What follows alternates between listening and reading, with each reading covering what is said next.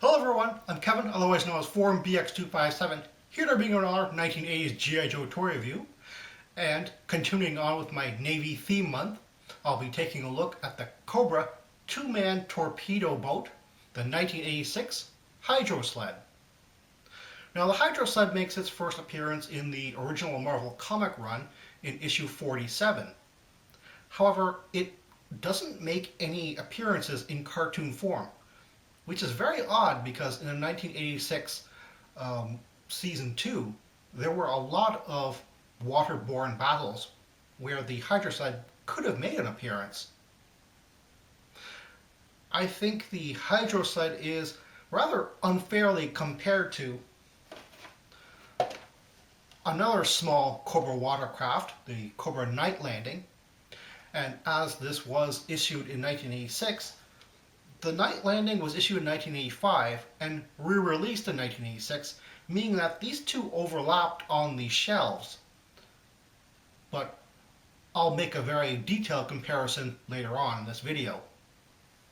The Hydro-Sled is a deceptively simple little vehicle, to the point where some collectors call it a soap dish, but I think it has some really nice little details like the actual vented windshield shroud, the intakes are well sculpted, as well as having these little hydraulic struts on the back fin.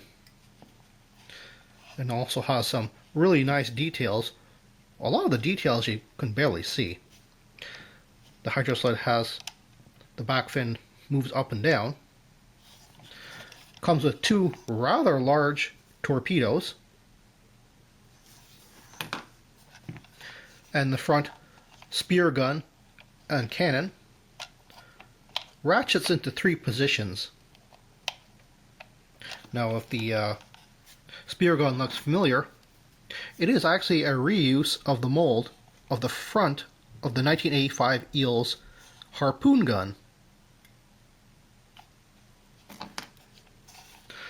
The holes on the front are actually for the figure.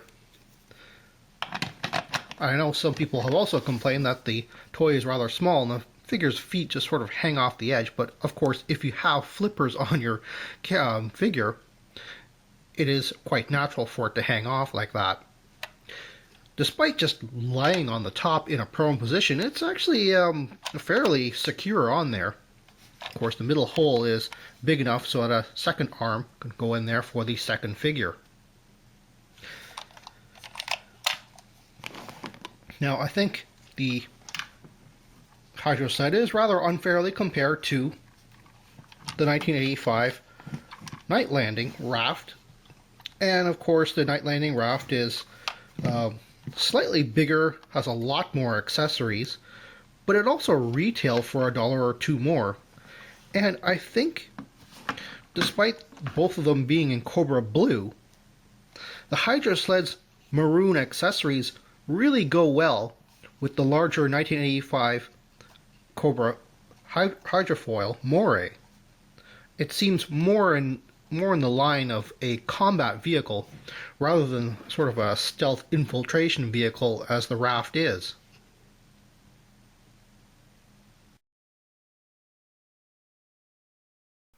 As you can see, the Hydro-Sled floats very well. Because of its two-piece hull construction, I was worried that water would seep in through the seam, but it floats very evenly, even with 1 or 2 figures riding it. As a matter of fact, the Hydro-Sled is very easy to find, absolutely complete on the aftermarket. So it's fairly easy to buy a few of these, and if you have an incomplete Eels, you can turn him into a Hydro-Sled pilot instead.